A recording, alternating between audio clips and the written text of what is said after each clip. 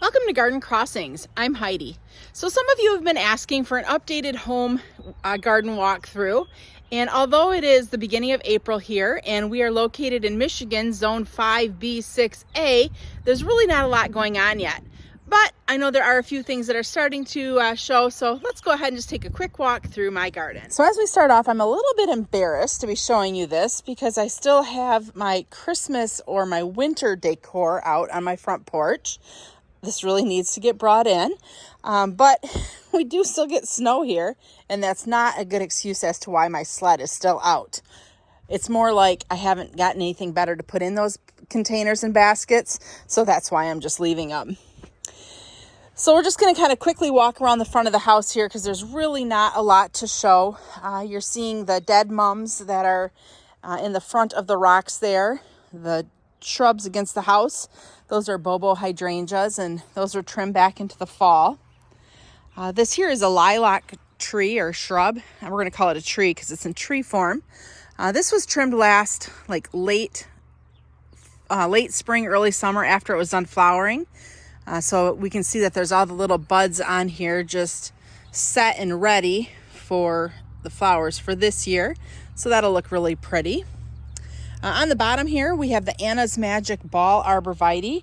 These have been here for probably 10 or better years, and I'm not so sure, they didn't fare well from the snow this year. So we'll go in and take a closer look here, and I can see that the weight of the snow really has kind of cracked them and made them not look so great here.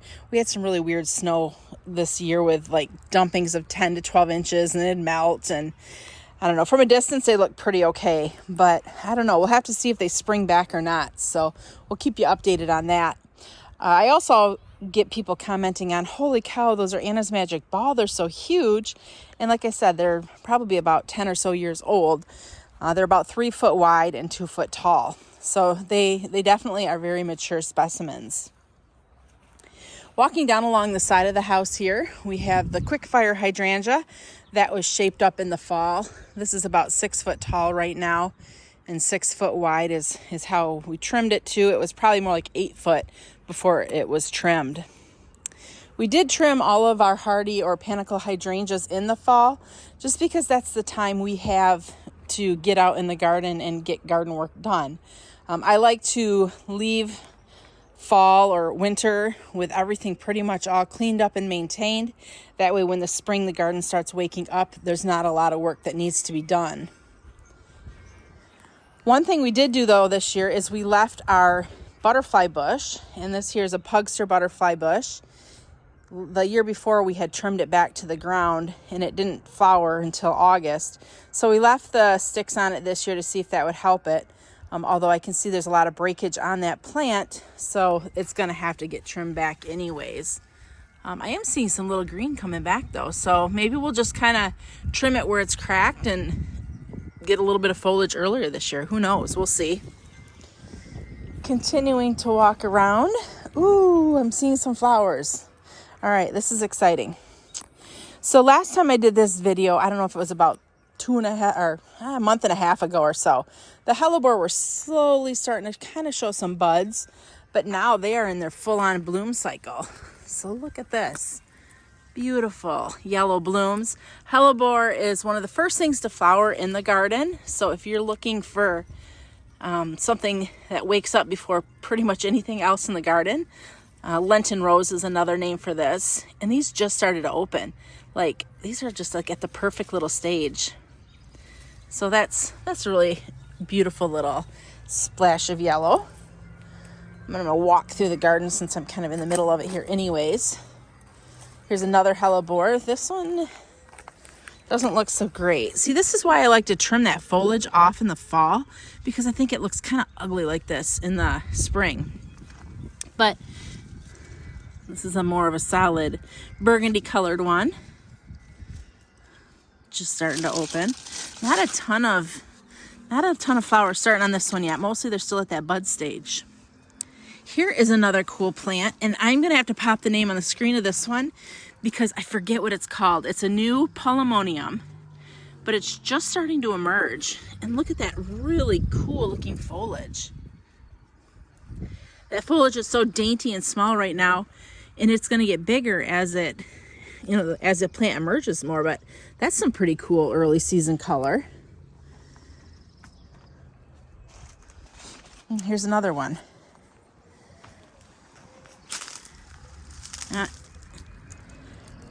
Some heuchera there too, a little bit of color there. They're kind of smushed and flattened looking. So the only plant that I did leave up in the garden last fall was my alstroemeria, because it was blooming into almost November. And so that's what that big pile of mess is there, is the alstroemeria. So that will have to get trimmed back. But that is such a long blooming perennial that I always tell the gardeners when they're out here, leave that one, because until it stops flowering and gets nailed with the frost, don't do anything with it. So that's why that's still remaining. So I kind of am a bird person, like watching the birds and stuff in the winter. So I have a couple bird feeders up there on the deck, and we've been fortunate the squirrels haven't been able to climb because of the wrap we put around the posts. It's too slippery and they can't get up there. The problem though with bird feeders, and I'm sure you've seen this before, is all the seed and junk that makes such a mess. So once we get out with a lawnmower and do the first trim, that will help clean up this kind of nasty mess here on the ground. I only use sunflower seeds because I don't mind if they germinate. I would rather see sunflowers in my yard than thistles. I will not use thistle seed at all. There's a few more hellebore here under the deck. This is a really shady area. And let's take a look at these ones. I don't know which of these are. I should have put name tags in, which is kind of bad of me. Yeah, see, these are further along, and I don't know if it's because they're under the deck, but the flowers aren't quite as fresh. That's a double. These were just planted probably like last year, so that's why they're not that big. Here's another double. And that could be too why there's not a lot of flower color either. Or not flower color. Come on, Heidi. A lot of flowers. Although this one here's got a lot of flowers, so who knows. But yeah, these are definitely a lot further past their prime than what the ones that were not protected.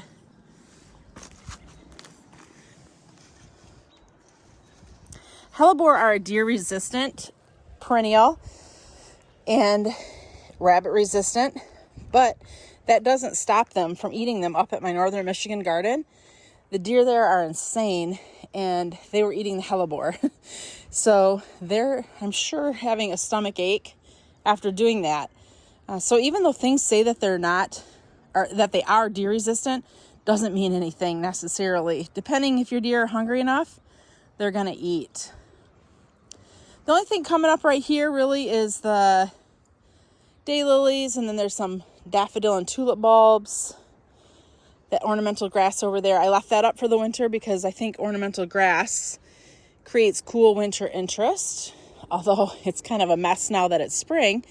So we'll just tie a rope around that and cut it with like a hedge trimmer to get all of that dead grass out of here. All right, let's take a look over here at the circle garden and see if anything is going on over here. I don't anticipate it because there's nothing in here that's really early blooming. Nope, not much going on. This is a lilac shrub, and it has its buds. It's one of the dwarf varieties, the Boomerang Dwarf, purple or pink. I think it's purple. Got some rose hips left there on the Atlas rose. This will get trimmed back, probably in half, to be honest. It's about 4 foot tall. I'm going to have the gardeners take it down to about 2 foot, just to kind of get it sized up a little bit. Heading out to the butterfly garden. We'll see if anything's going on out here. The wind definitely did a toll on that birdhouse. So I'll have to have my son come out when he gets time this summer and hopefully fix that up. Time is not a thing in the spring for us. We're at the greenhouse 24/7, getting the plants to you so you can have them in your garden. So we've got the Bobo hydrangea we trimmed last fall. And I have videos too on all of these hydrangeas that were trimmed last fall. We did a really drastic heavy trim on all of the hydrangeas. So if you want to watch those videos to learn, how drastic or what did they do, you can refer back to some of those videos. Here is a butterfly bush. This is Miss Molly. We did not trim this one back again because it took so long last year to come back up that I want to just leave it up this year, and we'll just see where the new growth comes from and trim any of the dead tops off. There's a few daffodils starting to pop through. That's kind of fun. Crossing over, more daffodils. Some lupin is starting to emerge a little bit. I love the foliage of lupin. A little bit of sedum waking up. This here is the Sonic Bloom Pink Woodgila, all trimmed nice and tight.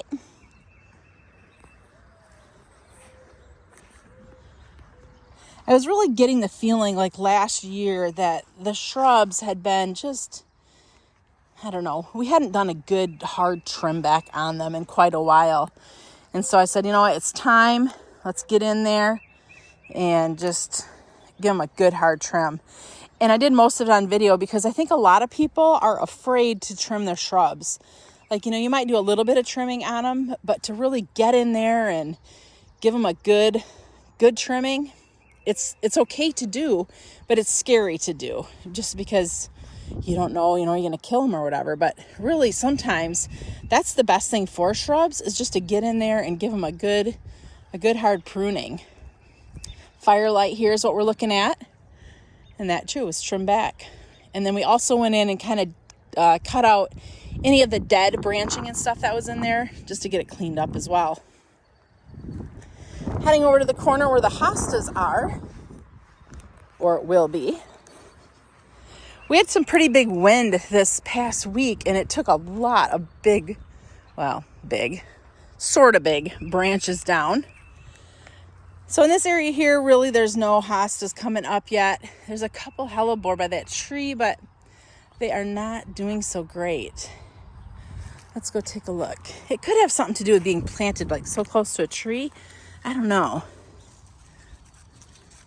Oh, just in bud stage. So they're still waiting. But this is what I don't like. I don't like the look when the leaves are like this. I just think it's gross. So that's why I like to trim those off. Here's another one over here. What in the world? These flowers went absolutely funky. This is not what they're supposed to look like at all. I've never seen something so crazy in all my life. Kind of cool. Very weird. That is crazy. Because they're not really leaves. They're petals. They feel plasticky like petals. The things you find when you go for a walk, huh? What are some of the crazy things you found in your garden before? Like, maybe it's a good surprise, maybe it's not a good surprise, but what's one of the craziest things that you've seen when you've gone out kind of walking and checking out your garden in the spring? Some more hellebore here. Let's take a look at what state they're at. Oh, these are in bud state, but look at that. It's such a pretty little magenta kissed bud. Yeah, none of them are really open yet, but that's gonna be a really pretty kind of a magenta pink one. Here's another one. I sure hope I don't find any critters as I'm looking at these things. These are doing that funky thing too. Maybe, I don't know, maybe those are leaves, but it's really weird.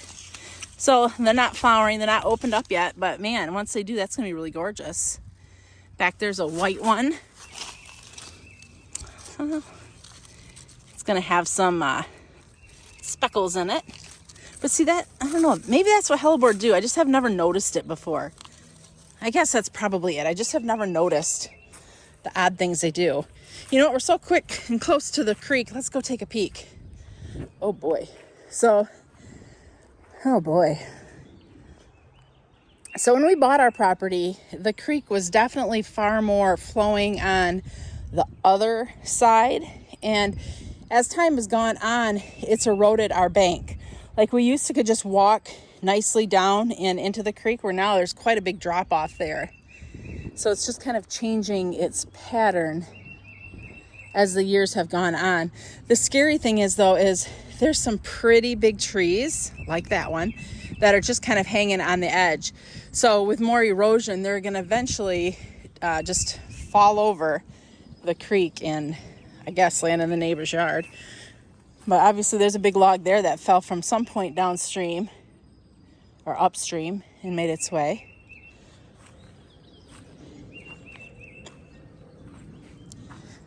Not a whole lot going on up here. A little bit of weeds though. This will be a mess.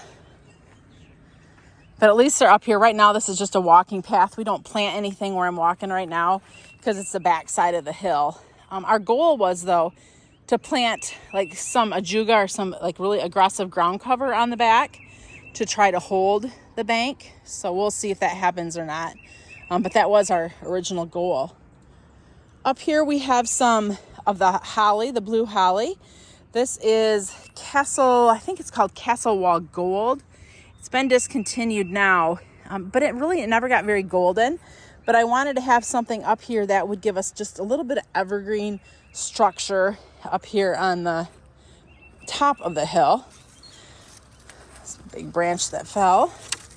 You can see the beautiful coloration here. So this would be, I think this is Castle Wall. And those were Castle Spire Gold or something. The golden ones were the females in any case. Daylilies, they're all starting to kind of poke up a little bit. It's never safe to look in this pond. This thing hasn't been cleaned in years. And it feels like there's always a dead animal that we find in there year after year. In the back here, we got the nice thuya that's got that beautiful yellow color. That's really cool in the winter, just a bright splash of sunshine back here. That's not one that we carry. It's one that Rod picked up at a garden center a number of years ago. And we really didn't have a place in our garden for it. So I said, let's just throw it here at the back of the creek, and it's doing good. Here's a quince. The quince is actually starting to wake up a little bit. I mean, little, but look at that. It's starting to bud out a little bit. And it is really just loaded with the buds. This is one of the double take quints, so it's thornless. So there's no thorns on this. And this is gonna have a lot of flowers once it does start to bloom. So I'll have to pay attention and try to get back here probably in about, depending what our weather does, but maybe 3 weeks. This will be in full flower. That'll be cool looking. All right.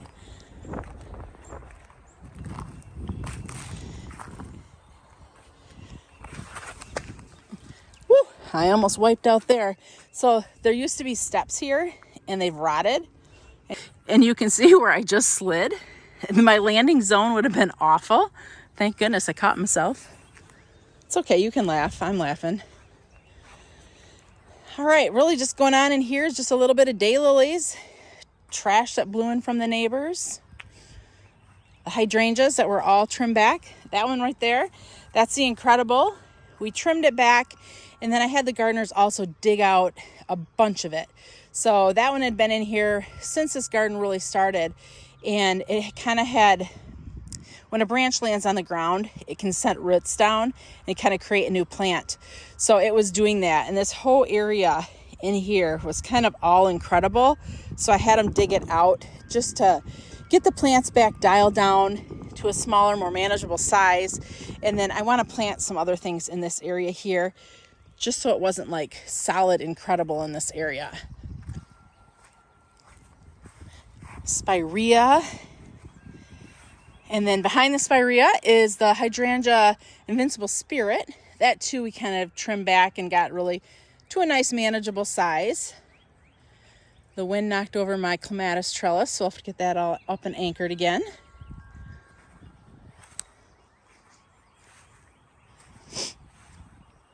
A few more daylilies. Here's a giant Hearty Hibiscus pile. Hearty Hibiscus are going to be one of the last perennials you're going to see emerging in your garden. So if it is maybe a month and a half after everything else has emerged and is looking really nice, and you don't see any life yet on your Hearty Hibiscus, don't worry. So for us here in Michigan, we'll probably start seeing a lot of this green up, again, depending on the weather, end of April. I'm not going to see any signs of life from this until around the first week in June.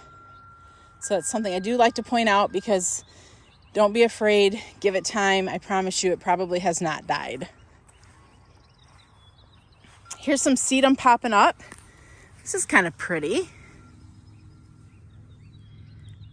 Don't know which Sedum it is at this time, but I think it might be one of the new Proven Winner ones. So you have to watch my summer videos to see what it looks like. Actually, it is, because here's a tag. It is the Rock and Low Bright Idea Sedum. So that's ish what it looks like in the summer, but really pretty color contrast as it's coming out here in this early spring.